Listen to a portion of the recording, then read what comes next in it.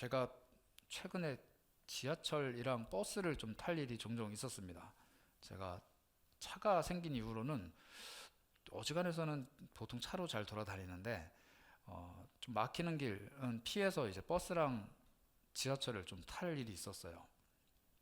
제가 멀미가 조금 원래 심해서 버스를 잘 안 타는데 버스를 타면 자리가 있어도 좀 되도록이면 서 있습니다. 지하철도 그렇고. 서 있는 이유가 몇 가지가 있는데 첫 번째로는 앉으면 멀미가 좀 심해요. 근데 멀미보다도 더 큰 이유가 있습니다. 사실 두 번째 이유가 진짜 큰데 앉았다가 양보해야 되는 게 너무 싫어서 되도록이면 서 있어요.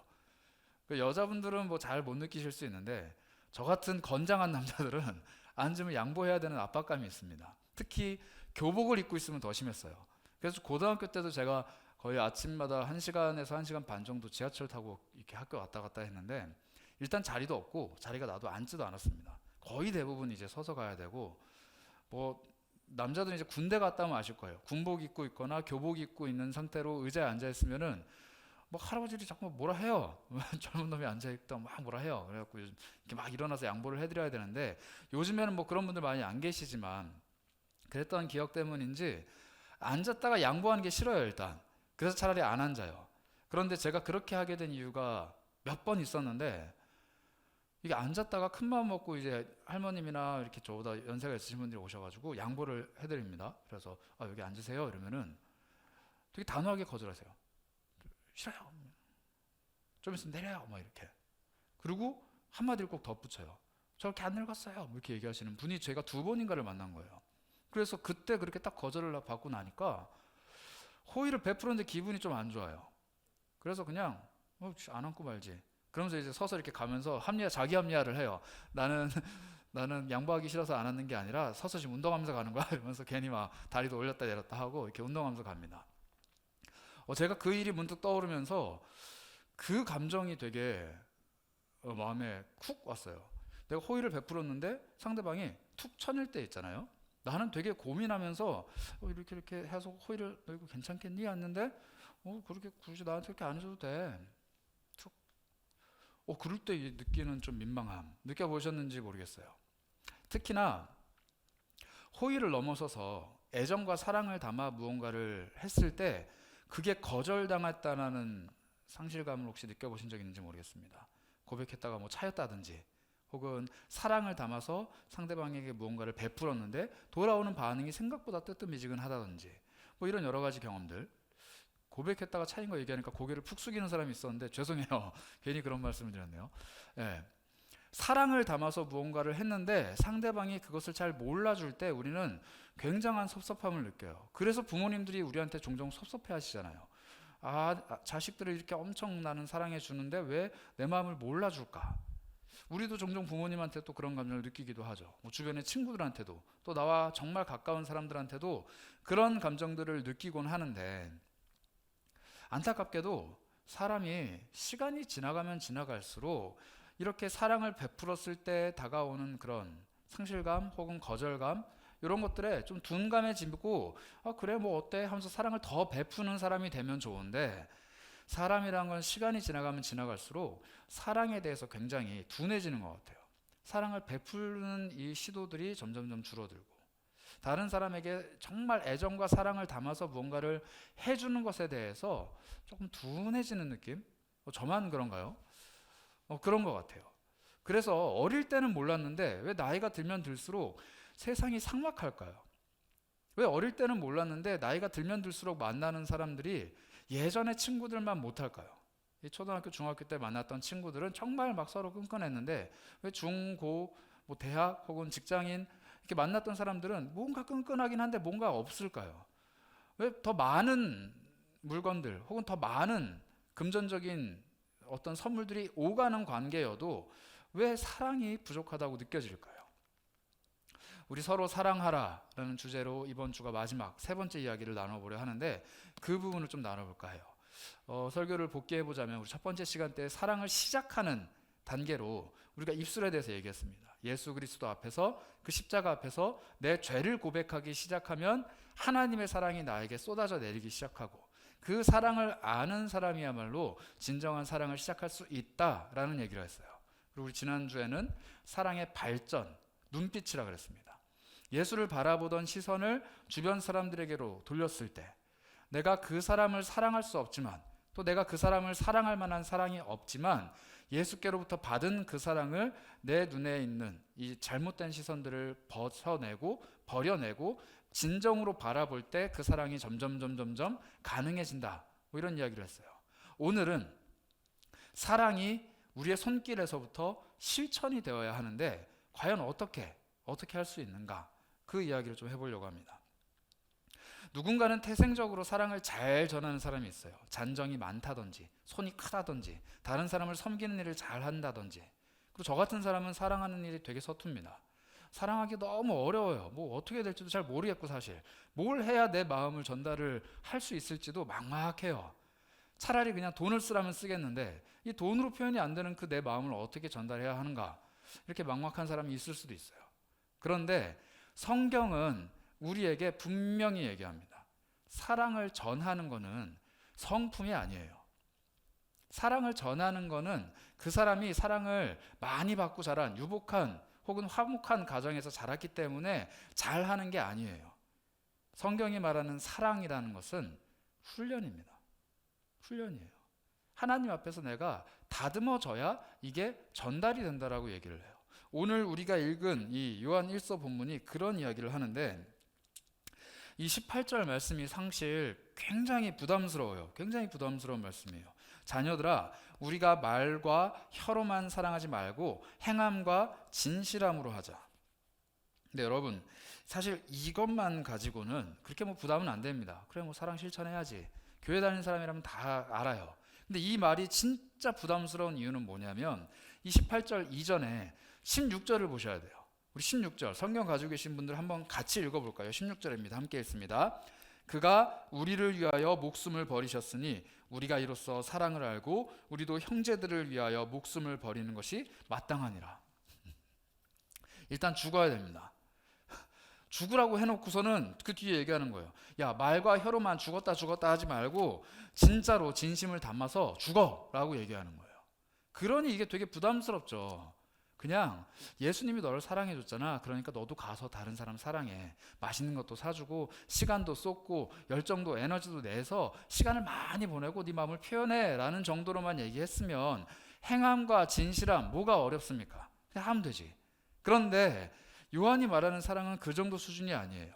그리스도가 너를 사랑해서 목숨을 버리셨듯이 너도 다른 사람을 위해서 목숨을 버리는 게 마땅하다 이렇게 얘기해요. 그리고 나서 말과 혓바닥으로만 나불나불하지 말고 행동으로 실천해. 진심을 담아서 행동해봐 라고 얘기하는 거예요. 그러니까 굉장히 부담스러운 이야기입니다. 그런데 이 이야기를, 이 사랑을 실천하라는 이야기를 하면서 요한이 우리에게 그 방법을 좀 가르쳐주고 있어요. 우리가 물론 남을 위하여 생명을 내놓을 정도로 사랑하기란 어렵겠지만 그리스도의 사랑을 조금이라도 우리 삶에서 실천하기 위해서, 닮아가기 위해서 우리가 따르고 본받아야 되는 두 가지 방법이 있습니다. 먼저 19절은 우리에게 이렇게 얘기를 해요. 19절입니다. 이로써 우리가 진리에 속한 줄 알고 또 우리 마음을 주 앞에서 굳세게 하야 한다. 요한은 먼저 우리 마음에 대해서 얘기를 해요. 마음. 이 사랑은 마음에서부터 우러나오는 것인데 이 마음이 사랑으로 충만해져야 된다. 사랑이 흘러넘쳐야 된다. 하나님 주신 사랑이 그 안에 가득해야 된다라고 이야기를 하는 게 아니라 마음이 굳세져야 된다. 마음이 단단해져야 된다. 마음이 어지간해서는 스크래치가 안 나야 된다. 이렇게 얘기를 해요. 왜냐하면 사랑이라는 것은, 특히 이 성도들에게 요구되는 그리스도의 사랑이라는 것은 사실 일방적인 거라 그래요. 그리스도인들의 사랑은 기본적으로 대가를 바라지 않습니다. 상대방에게 어떤 사랑을 전달했을 때 그 사람이 나에게 그만큼의 사랑을 돌려주기를 바라는 그런 마음이 없어요. 심지어 기독교인들의 사랑, 이 그리스도의 사랑은 어떤 사랑이냐면 내가 사랑을 전달해 줬을 때 그 사랑을 잘 받아들이고 감사해야 하는 모습이 보이지 않더라도 사랑을 하는 것이 우리들의 사랑 방법입니다. 그래서 사랑을 전달해주고 호의를 전달해주고 내가 가지고 있는 이 복음을 전달해주고 나서 상대방이 그 어떤 반응을 하지 않는다든지, 아니 반대로 부정적인 반응을 하거나 나에게 좋지 않은 영향을 끼치더라도 나는 사랑을 해야 돼요. 그래서 우리 마음이 먼저 단단해져야 합니다. 예수님이 제자들을 훈련시키셨을 때 이 단단해지는 마음을 이렇게 훈련을 시키셨어요. 마태복음 10장 11절부터 14절인데 한번 띄워주시면 제가 읽겠습니다. 어떤 성이나 마을에 들어가든지 그 중에 합당한 자를 찾아내어 너희가 떠나가기까지 거기서 머물라. 또 그 집에 들어가면서 평안하기를 빌라. 그 집이 이에 합당하면 너희 빈평안이 거기 임할 것이요 만일 합당하지 아니하면 그 평안이 너희에게로 돌아올 것이니라. 누구든지 너희를 영접하지도 아니하고 너희 말을 듣지도 아니하거든 그 집이나 성에서 나가 너희 발의 먼지를 떨어버리라. 이게 예수님이 언제 하신 말씀이냐면 제자들을 보내요. 그리고 나서 하나님 나라의 복음을 전해줘라. 너네 가서 전도해라. 이렇게 복음을 맡겨주십니다. 그런데 이 사람들이 가면 사람들이 두 손 두 팔 막 다 들면서 우리에게 복음을 주셨군요. 감사합니다. 라고 반응하는 것이 아니라 뭐야 나가 이렇게 떨쳐낸다고요. 이 마을에 들어오지도 마라. 우리 집은 안 돼. 다른 데 가봐. 라고 거절할 거라는 거예요. 그때 너희들의 마음이 상처받는 것이 아니라 그 집의 평안함을 빌라는 거예요. 빌고 나서 그 집이 너희를 영접하지 않거나 그 집이 너희가 빌었던 그 평안에 합당하지 않은 집이면 하나님이 너희가 빌었던 그 평안을 너희에게 돌려주실 거야 라고 약속해 주시는 거예요. 그리고 나서 뭐라고 말씀하시느냐, 너의 발에 묻은 먼지를 떨어버려라. 이거 우리나라 문화권에는 좀 없는 행동인데 약간 그런 거예요. 이렇게 옛날 분들 재수 없는 사람 오면 소금 뿌리듯이, 그래 너 나랑 상관없어 하고 발에 먼지 이렇게 털어버리는 그런 행동입니다. 그러니까 쉽게 말씀드리면 뭐냐면, 저 사람에게 너희가 복음을 전하거나 너희들이 생명을 전하거나 사랑을 전했을 때 그 사람이 반응하지 않더라도 그 일이 너의 마음을 괴롭히거나 스크래치 내거나 상처를 주는 게 아니라 떨어버리라는 거예요.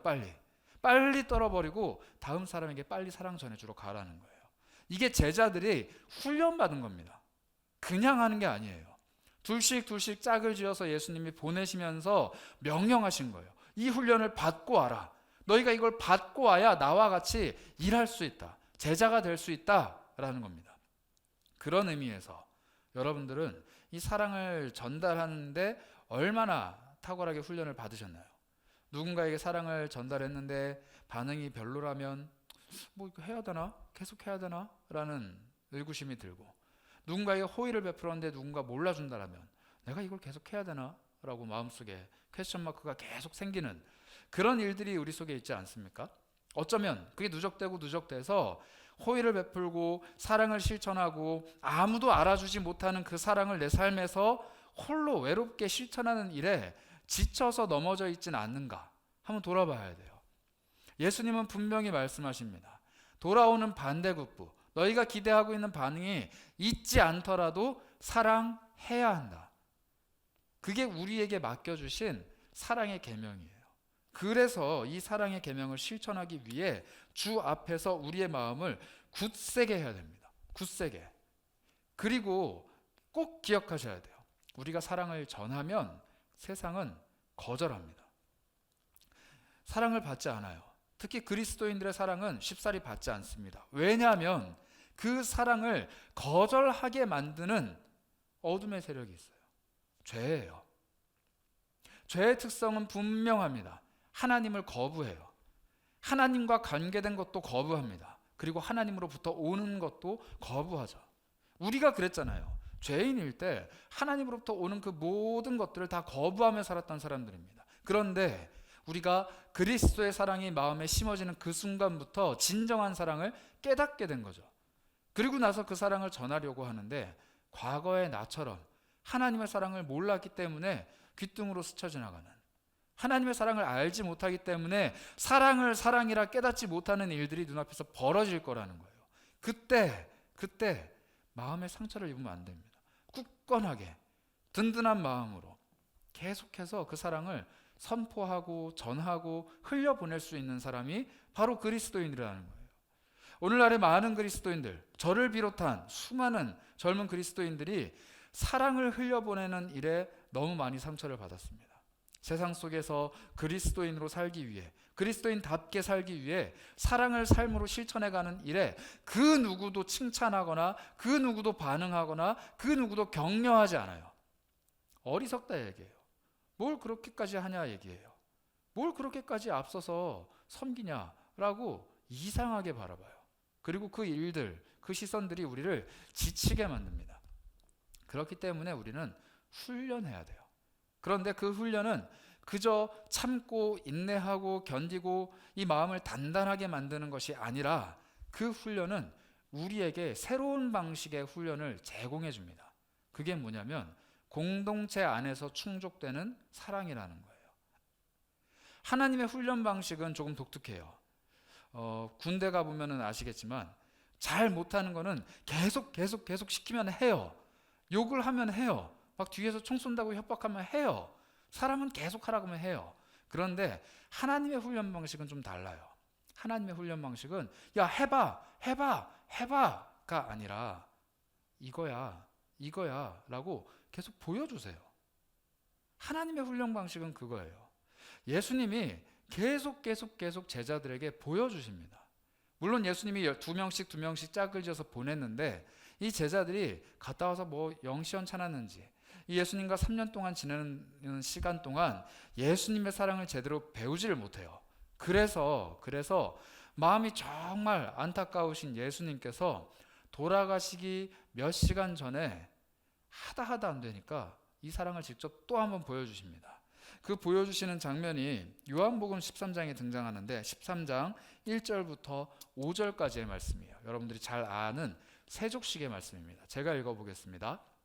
6월절 전에 예수께서 자기가 세상을 떠나 아버지께로 돌아가실 때가 이런 줄 아시고 세상에 있는 자기 사람들을 사랑하시되 끝까지 사랑하시느니라. 마귀가 벌써 시몬의 아들 가룟 유다의 마음에 예수를 팔려는 생각을 넣었더라. 저녁 먹는 중 예수는 아버지께서 모든 것을 자기 손에 맡기신 것과 또 자기가 하나님께로부터 오셨다가 하나님께로 돌아가실 것을 아시고 저녁 잡수시던 자리에서 일어나 겉옷을 벗고 수건을 가져다가 허리에 두르시고 이에 대야에 물을 떠서 제자들의 발을 씻으시고 그 두르신 수건으로 닦기를 시작하여. 여러분들 잘 아시는 세족식의 장면인데 이 세족식의 장면을 소개하면서 1절은 이렇게 이야기해요. 다시 한번 띄워주시겠어요? 1절 예수께서 자기가 세상을 떠나 아버지께로 돌아가실 때가 이른 줄을 아셨다라고 얘기해요. 이제 곧 자기 생명이 다한 것을 아셨는데 자기 생명이 이제 정말 타들어가는 그 성냥불처럼 얼마 남지 않은 것을 알고 있는 예수께서 하신 일 끝까지 사랑하신 거예요. 그리고 나서 2절은 그 사랑을 이렇게 표현합니다. 가룟 유다의 마음에 예수를 팔려는 생각을 넣었더라. 이걸 아셨어요. 예수님이 이걸 아셨는데 3절 저녁 먹는 중에 그걸 아시는 예수님이 자기가 하나님께로 돌아갈 것까지도 아시고 4절입니다. 자리에서 일어나 겉옷을 벗으시고 수건을 두르시고 발을 닦기 시작하세요. 예수님은 다 알고 계셨어요. 지금 이렇게 내가 사랑을 보여주고 끝까지 사랑하고 이 발을 닦아주는 아주 천한 일을 하면서까지 내가 너를 사랑한다라는 것을 보여주더라도 가룟 유다는 이미 배신할 것을 알고 계셨습니다. 그런데 알고 있음에도 불구하고 사랑하셨어요. 우리는 알면 사랑 안 해요. 저 인간이 나를 배신할 거 알면 사랑 안 합니다. 제가 며칠 뒤에 나한테 헤어지자고 말할 거 알면 안 사귀어요. 저 사람 이제 곧 군대 갈 거라는 걸 알면 안 만나잖아요.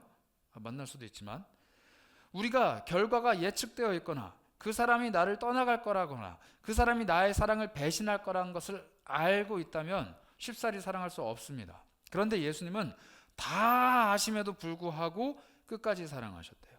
그 사랑을 보여주셨어요.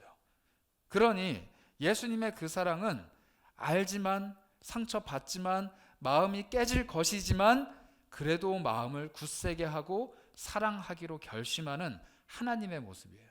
그리고 그 사랑을 우리에게 말씀하십니다. 내가 너희를 사랑한 것처럼 너희도 서로 사랑해라.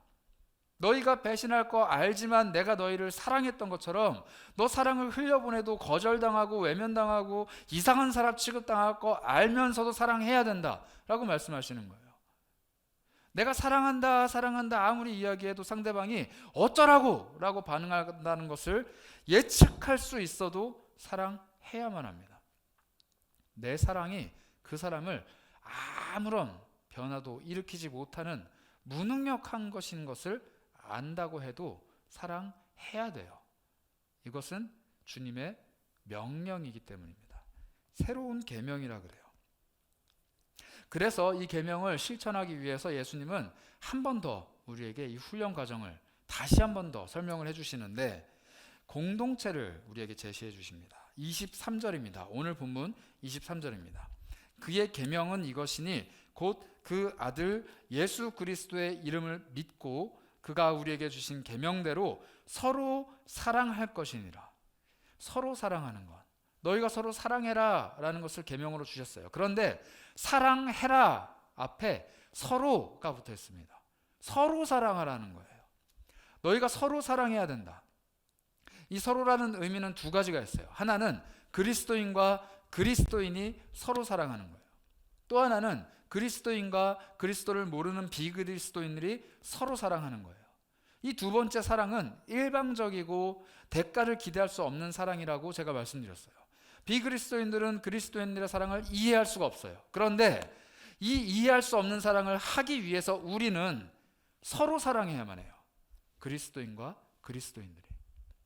이 사랑의 관계 안에서 우리는 충족을 얻습니다. 만족을 얻어요. 그리고 그 사랑을 더 풍성하게 누립니다. 그리고 충전되어 있는 우리가 나가서 일방적으로 전하는 사랑을 할 수가 있는 거예요. 교회가 필요한 이유, 공동체가 필요한 이유, 신앙의 동료들이 필요한 이유, 믿음의 형제 자매들이 필요한 이유가 여기 있습니다. 사랑을 주고받아야 돼요. 이 공동체 안에서 우리는 사랑을 주고받아야 돼요. 여기서 사랑을 주고받지 않으면 그 어디에서도 사랑을 얻을 수도 없고 내뿜을 수도 없습니다. 공동체 없이 홀로 신앙생활을 하면서 내가 사랑이 충만한 사람이 되기를 바라는 것은 반쪽짜리예요. 예수님이 우리에게 공동체를 주시고 믿음의 형제자매들을 주시고 서로 사랑하라 이렇게 말씀하셨어요. 그래서 그 서로 사랑하는 그 마음이 우리들에게 사랑의 충족이 된다는 겁니다. 그런데 이 사랑이 쉽지 않아요. 에베소서 4장 3절은 이 공동체의 사랑을 이렇게 우리에게 권면합니다. 평안에 매는 줄로 성령이 하나 되게 하신 것을 힘써 지켜라. 여러분, 교회 와서 사랑을 나눈다는 게 쉽나요? 교회 안에서 이 공동체 구성원들끼리 하나님의 사랑을 누린다는 게 쉽습니까? 옆에 있는 형제 자매들과 하나님의 사랑을 주고받은 적이 언제예요? 우리가 모여서 큐티를 하거나 교제를 하거나 이렇게 같이 모여서 예배를 한다고 하더라도 우리가 막 사랑을 나누거나 서로의 삶이 사랑으로 하나 되거나 우리 안에 사랑이 풍성하게 일어나는 게 쉽지 않다는 거예요. 특히나 교회에서 사랑을 나누는 것은 너무나도 어렵습니다. 왜냐하면 그 사랑이 전해지는 것을 극도로 싫어하는 존재들이 있기 때문이에요. 우리들에게 끊임없이 영적인 도전들을, 영적인 시험들을 제공하는 우리의 원수. 공동체가 사랑할 수 없게 만들고 공동체가 사랑으로 하나 되는 것을 못하게 만들고 이 안에 사랑이 조금이라도 흘러가려고 하면은 그 길목마다 넘어지는 돌뿌리를 놓고 있는 그 원수들이 우리가 사랑을 나누는 것을 싫어한다는 이야기입니다. 공동체 모임을 하려고 해도 뭐 하냐, 귀찮게, 코로나인데. 서로 연락하면서 잘 지내냐 묻는 안부 문자를 보낼까 하다가도 뭐 잘 지내겠지. 만나서 얼굴이 좀 어두워 보이면 시험 기간이겠지. 오늘 교회 안 나면 일하러 갔겠지. 이런 무관심을 우리에게 베풀어 주는 것들. 또 사랑을 전하는 그 이야기들을 기쁨으로 받고 서로 사랑의 반응들을 보이기보다는 세상 사람들과 전혀 다를 바 없이 그래 고마워요. 네. 이런 사랑의 단절들을 우리에게 베풀어 주는 것들이 분명히 있습니다. 그리고 그 사랑의 단절을 여기서 경험하면서 우리는 공동체 안에서 다시 한번 사랑의 좌절을 맛보죠. 세상에서 그러했듯 이 공동체 안에서도.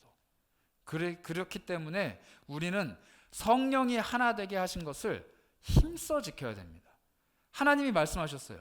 너희가 하나 된 것, 내가 이미 하나 되게 만들었지만 사실 이 하나 되게 만든 것은 그냥 지켜지는 게 아니야.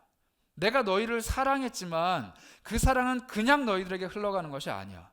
너희들이 서로 사랑해야 되지만 너희가 내 제자, 내 백성, 내 자녀라고 해서 그냥 사랑하는 게 아니야. 사랑은 훈련받고 실천하고 힘써서 지켜야 돼. 그 계명에 지키는 것을 힘써야 돼. 힘을 내야 돼 라고 이야기하시는 거예요. 왜냐하면 그게 우리가 해야 될 유일한 계명이기 때문입니다. 사랑, 그게 우리가 해야 되는 유일한 계명이에요. 원수마귀 사탄은 그 하나만 막으면 돼요. 서로 사랑하라, 내가 너희에게 주는 새 계명이다, 이 하나만 말씀하셨기 때문에 서로 사랑하지 못하게만 만들면 만사오케이입니다. 그러니 우리가 사랑하는 일이 얼마나 힘들겠어요. 우리에게 다가오는 온갖 시험과 유혹에 한 가지 목표, 단 한 가지 목표가 사랑하지 못하게 만드는 것이라고 하니 얼마나 힘들겠냔 말이에요. 그러니 우리는 다시 한번 사랑할 수 있는 힘을 얻도록 노력을 해야 됩니다. 그리스도의 도움도 구하고 하나님의 인도하심도 구하고 성령님께서 우리 마음을 감동시켜 주시기를 간절히 구하면서 사랑하기 위한 노력을 들여야 한다는 거예요. 그것이 바로 우리의 손길, 우리의 손끝에서 이루어지는 우리들의 노력입니다. 여러분들은 과연 삶 속에서 다른 이들을 사랑하기 위해 얼마나 많은 손들을 내밀고 계신가요? 다른 이들을 사랑하고 이 주님의 몸된 교회를 세워가기 위해서 얼마나 많은 사랑의 손길을 내밀고 계신가요? 어쩌면 이 두 손이 양손 가득 내가 원하는 것들을 쥐고 있기 때문에 누군가에게 사랑의 손길을 못 내밀 수도 있습니다. 어쩌면 쭈뼛쭈뼛한 마음으로 이 두 손을 주머니에 쿡 꽂아놓고 가만히 있기 때문에 사랑을 전하는 일이 어려울 수도 있어요. 그러나 반드시 기억하세요. 손을 내밀어야 돼요. 그 내미는 손길 안에 사랑이 듬뿍 묻어 있어야 돼요. 그리고 공동체 안에서는 그 사랑을 흔쾌히 받고 기쁨으로 누리고 그리고 또다시 사랑을 다시 베풀어 줘야 됩니다. 이 사랑의 선순환, 내가 내민 사랑의 손길이 다른 누군가에게 만족이 되고 그 사람이 또 다른 사람에게 사랑의 손길을 내밀고 또 다른 만족과 또 다른 손길을 계속 불러일으키는 이 사랑의 선순환이 우리 공동체 안에 있어야 돼요. 여러분들에게 우리 공동체에 속한 모든 사람을 다 사랑하라고 말씀드릴 수는 없어요. 저도 그게 힘들어요. 그러나 내 주위, 내 이웃, 나와 가까이 있는 사람을 먼저 사랑하기에 힘쓰고 그 사람에게 사랑의 손길을 내밀면 그 사람이 나에게 사랑을 줘야 되는 것이 아니라 그리스도의 사랑이 대가를 바라지 않는 사랑이기 때문에 나에게 사랑이 돌아오는 것이 아니라 그 사랑이 다른 누군가에게 전해진다면, 그리스도인들의 사랑이 그렇게 전해지고 흘러가고 흘러간다면 우리 공동체 안에 사랑이 충만해지지 않을까요? 그리고 그 사랑이 우리 공동체를 차고 넘쳐서 흘러나가 다른 곳으로 펼쳐지지 않을까 하는 마음입니다. 여러분들 사랑을 전하는 일에 더욱더 최선을 다해 주시기 바라요. 물론 잘하고 계세요. 그러나 우리의 사랑은 대가를 바라지 않는 사랑, 그리고 상대방을 향해서 내 손길, 내 헌신, 내 마음을 담아서 내미는 사랑이라는 것을 꼭 기억해 주시기 바라요. 그래서 세상에 나가서 그런 사랑을 전하시길 바랍니다. 이 사랑을 전하기 위해서 우리는 다시 한번 하나님의 사랑에 몰입해야 돼요. 그것에 포커스를 맞추고 그 사랑에 내 모든 것들을 한번 걸어봐야 돼요. 그리고 그 사랑이 나의 것이 된 그 순간 나는 비로소 다른 이들을 사랑할 수가 있게 됩니다. 그리스도가 그렇게 하셨듯이 대가를 바라지 않는 사랑, 반응이 없어도 나에게 돌아오는 것이 없어도 늘 풍성하게 베풀어 줄 수 있는 사랑을 하기 위해서는 어쩔 수 없어요. 하나님의 사랑을 또 받아야 됩니다. 여러분들이 돈이 없는데 다른 이들에게 돈을 빌려줄 수가 있겠어요? 그런데 여러분들에게 누군가 무한정 대출을 해준다 하면 여러분들만 쓰시겠습니까? 내 주변의 이웃들, 특히 금전적인 도움이 필요한 이들에게 그 돈을 흔쾌히 내어주지 않을까요? 사랑도 마찬가지예요. 내가 사랑이 없는데 누군가에게 사랑을 어떻게 베풉니까? 그러나 사랑의 무한 공급자가 되시는 우리 하나님께서 사랑을 풍성하게 베풀어 주시면 내가 사랑을 전하는 일 결코 힘들지 않습니다. 사랑을 전해도 반대급부가 없다고 해서 아쉬워하지 않아요. 사랑에 가난한 사람은 이 사랑을 인색하게 내밀기 때문에 주고도 못 받으면 가난해지는 거예요. 그러나 사랑이 풍성한 사람은 주고도 못 돌려받지만 즐겁습니다. 또 다른 얘기 주면 되니까요. 그렇게 풍성한 사랑을 누리시는 여러분들이 되시길 바랍니다. 이 10월 가을이 깊어져 가고 있어요. 여러분들의 삶에는 어떤 열매가 맺히고 있습니까? 사랑의 열매, 관계의 열매, 그리고 그리스도의 열매가 풍성하게 맺히길 바랍니다. 오늘부터라도 여러분들 주변에 사랑을 전해야 되는 이들이 있다면 그리스도의 사랑을 좀 전해보세요. 우리가 11월 달에 새생명 축제, 믿지 않는 우리 주변의 이웃들을 향해서 복음을 전하는 일을 꿈꾸고 있는데, 사랑을 전하지 않으면서 그런 이들에게 그리스도의 사랑이 새겨지기를 바라는 것은 어쩌면 너무 방만한 태도가 아닐까요? 오늘부터 우리 실천해 보기 바랍니다. 어떻게 하면 그리스도의 사랑을 전할 수 있을까? 어떻게 하면 그리스도의 그 사랑을 손 내밀어서 보여줄 수 있을까? 어떻게 하면 그가 반응하지 않더라도 내가 상처받지 않고 끊임없이 사랑할 수 있을까? 우리 풍성하신 그리스도의 사랑을 누리며 그 모든 고민들을 주님과 함께 하는 그런 사랑의 사람들이 되시길 바랍니다. 찬양하면서 고백할 건데요, 우리가 어쩔 수 없이 하나님의 사랑을 바라보아야 합니다. 우리 아까 찬양으로 고백했던 주님의 사랑, 주님의 선하심을 우리는 바라봐야 돼요. 그 사랑을 알아야 우리가 사랑할 수 있고, 그 사랑이 우리 안에 있어야 우리가 사랑을 흘려보낼 수 있습니다. 주님의 사랑, 주님의 선하심, 우리 삶에 풍성하게 임재하기를 바란다라는 마음으로 우리 이 시간에 마음을 모아 사랑을 담아 우리 주님께 찬양으로 고백하도록 하겠습니다.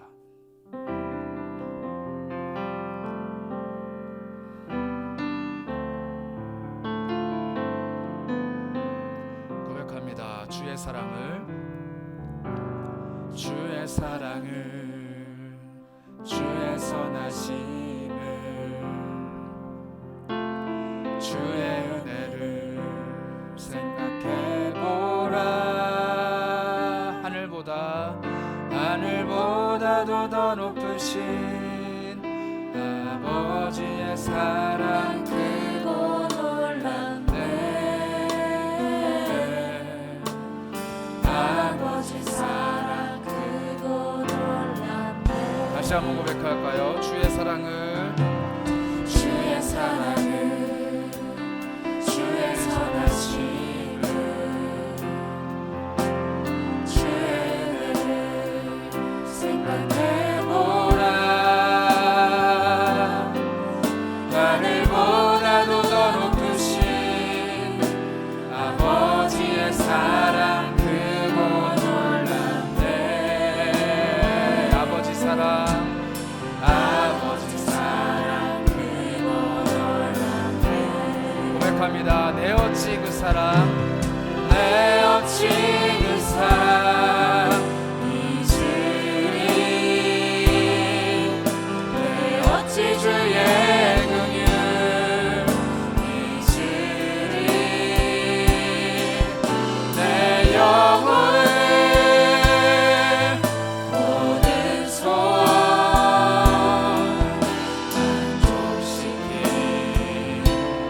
하나님. 주의 사랑을, 주의 사랑을, 주의 선하심을, 주의 은혜를 생각해보라. 주의 은혜를 생각해보라.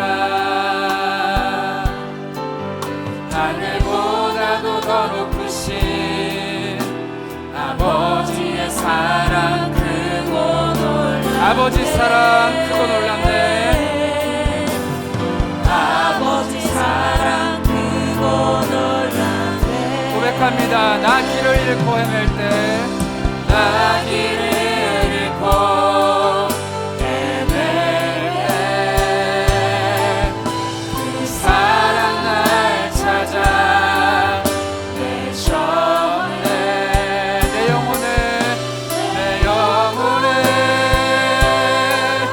모든 소원 만족시킨. 다시 한번 고백합니다. 나 어찌 그 사랑, 내 어찌 그 사랑 잊으리. 내 어찌 주의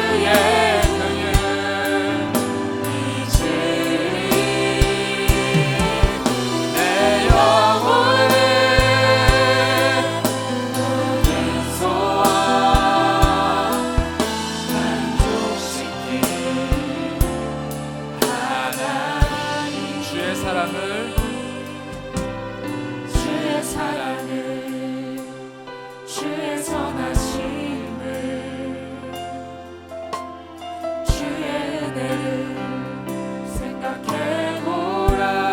하늘보다 더 높으신 하늘보다도 더 높으신 아버지의 사랑 크고 놀랍네. 아버지 사랑 크고 놀랍네. 아버지 사랑 크고 놀랍네. 아버지 사랑 크고 놀랍네. 아버지 사랑 크고 다시 한번 고백할까요? 아버지 사랑 크고 놀랍네. 아버지 사랑 크고 놀랍네. 서로 사랑하라 라는 시리즈를 마무리하면서 여러분들과 함께 마음 모아서 기도하길 원합니다. 우리 공동체 안에 사랑이 더욱더 흘러넘쳤으면 좋겠어요. 우리 공동체가 사랑으로 충만해졌으면 좋겠습니다. 이 공동체에 사랑이 흘러넘쳐야 되는 이유는 분명해요. 내가 사랑받기 위해서. 우리 교회 안에 사랑이 많아야 돼요. 우리 교회 안에 하나님의 사랑이 폭포수처럼 쏟아져 내려야 돼요. 왜냐하면 이 교회를 통해서야만 내가 하나님의 사랑을 받을 수 있기 때문입니다. 공동체를 통해서 하나님의 사랑이 충족이 돼야 내 삶에서 하나님의 사랑이 실천될 수 있습니다. 서로 사랑하라는 그 계명을 지킬 때라야 하나님의 사랑이 세상 속에서 진정으로 빛을 발휘할 수 있는 거예요. 그러니 여러분, 교회를 위해 기도해 주십시오. 우리 청년 공동체를 위해, 우리 세계로 공동체를 위해서 기도해 주세요. 하나님, 이 공동체 안에 하나님의 사랑을 풍성하게 부어주시고, 이 공동체 안에 하나님의 사랑을 한량없이 부어주셔서 내가 이 공동체 안에 속해 있다는 것이 하나님의 품 안에 있는 것처럼, 하나님의 사랑 안에 있는 것처럼 편안함과 그 깊은 사랑을 누리는 그런 공동체 되게 해주십시오. 내가 그런 공동체 한번 맛보고 느끼고 싶습니다. 우리 공동체 사랑으로 풍성하게 채워주십시오. 우리 하나님께 마음 모아서 우리 공동체를 위하여 함께 간절히 기도하도록 하겠습니다. 기도하겠습니다. 하나님, 이 공동체에 하나님의 사랑이 넘쳐나기 원합니다. 하나님, 이 공동체 하나님의 은혜가 넘쳐나기 원합니다. 우리 교회, 우리 공동체, 이 청년들의 마음속에 하나님의 사랑이 흘러넘치기 원합니다. 우리 공동체에 하나님의 사랑이 있어야 합니다. 이 공동체에 하나님의 사랑이 있어야 합니다. 주의 사랑이 부어져야만 합니다. 풍성하신 하나님의 사랑이 있어야만 합니다. 그래야 우리가 하나님의 사랑 전할 수 있고 고백할 수 있고 하나님께 올려드릴 수 있습니다. 하나님, 이 공동체 안에 하나님의 사랑을 부어주시옵소서. 이 공동체 안에 하나님의 사랑 은혜를 부어주시옵소서. 하나님의 은혜가, 하나님의 사랑이 이곳 안에 흘러넘치게 하나님, 이 공동체를 통해 내가 하나님의 사랑을 맛보게 하여 주시고, 서로를 통해 흘러가는 그 사랑이, 서로를 통해 흘러가는 그 사랑의 고백들이 나의 마음과 영혼을 풍성하게 채우는 하나님의 사랑, 하나님의 공동체가 되게 하여 주시옵소서. 하나님, 우리 공동체 하나님의 은혜를, 하나님의 사랑을 베풀어 주시옵소서. 다시 한번 기도하실 때는 여러분들의 삶을 놓고 기도하셨으면 좋겠어요. 하나님, 나는 과연 사랑을 잘 전하는 사람입니까? 나는 과연 하나님의 사랑을 실천하는 사람입니까? 나는 아무 대가 없이 주님의 사랑을 흘려보낼 줄 아는 사랑꾼입니까? 한번 돌아봤으면 좋겠습니다.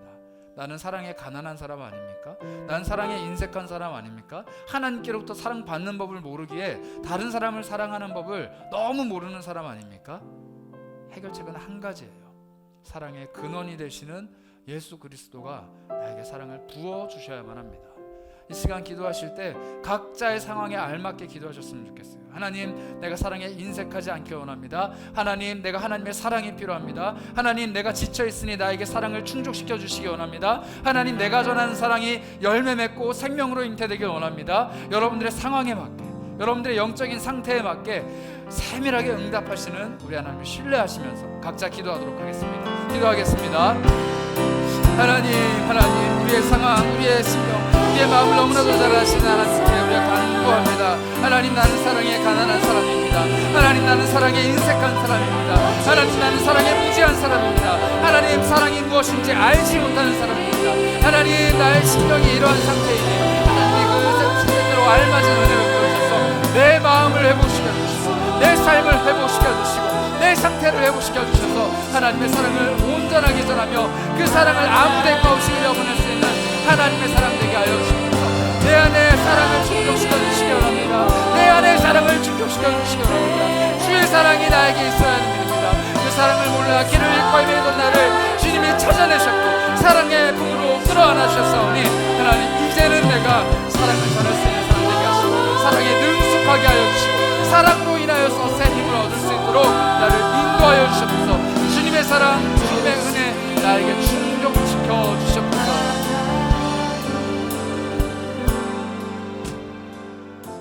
하나님, 나는 사랑에 가난한 사람입니다. 나는 사랑에 인색한 사람입니다. 나는 사랑을 나누어 주는 법을 잘 모르는 사람입니다. 그렇기 때문에 나는 하나님의 사랑이 필요합니다. 한량 없이 쏟아지는, 제한 없이 쏟아지는 주님의 사랑을 나에게 부어주시옵소서. 지금도 나의 삶을 향해 폭포수처럼 쏟아져 내리고 있는 그 사랑을 내가 느끼고 깨닫게 해주시길 원합니다. 주님 앞에서 나는 사랑의 길을 잃고 있었습니다. 그 길을 알지 못해서 사랑받고 있다는 사실조차 모르고 살았습니다. 그러나 이제는 주 안에서 길을 찾길 원합니다. 나는 사랑받는 주의 자녀입니다. 나는 주님의 폭포수와 같은 사랑을 누릴 만한 자격이 있는 사람입니다. 그리고 그 사랑을 이제는 우리 공동체 안에서 함께 누리길 원합니다. 사랑하는 안디옥 청년 공동체, 그리고 우리 세계로 우별 공동체, 아니 이 땅에 속해 있는 수많은 그리스도인들 공동체가 모두 다 사랑의 탁월한 공동체가 되게 하여 주시고 주님의 사랑이 풍성히 흘러넘치는 공동체가 되게 하셔서 모든 그리스도인들이 사랑을 전하는 일에 능숙하도록, 사랑을 전하는 일에 타건하도록, 세상 가운데 그리스도의 사랑을 널리 세우는 일에 아주 탁월하도록 주님 사랑을 베풀어 주시길 원합니다. 깊어져가는 가을날에 우리가 펼치는 그 사랑의 사역들이 열매를 맺길 원합니다. 하나님, 한 해 동안 내가 얼마나 사랑을 전하며 살았는지 돌아보게 하시고 이제라도 늦지 않았으니 내 주변에 있는 사람들에게 주님의 사랑을 전할 수 있는, 생명이 잉태되고 열매가 맺는 사랑의 사역을 하는 사람들이 되게 하여 주옵소서.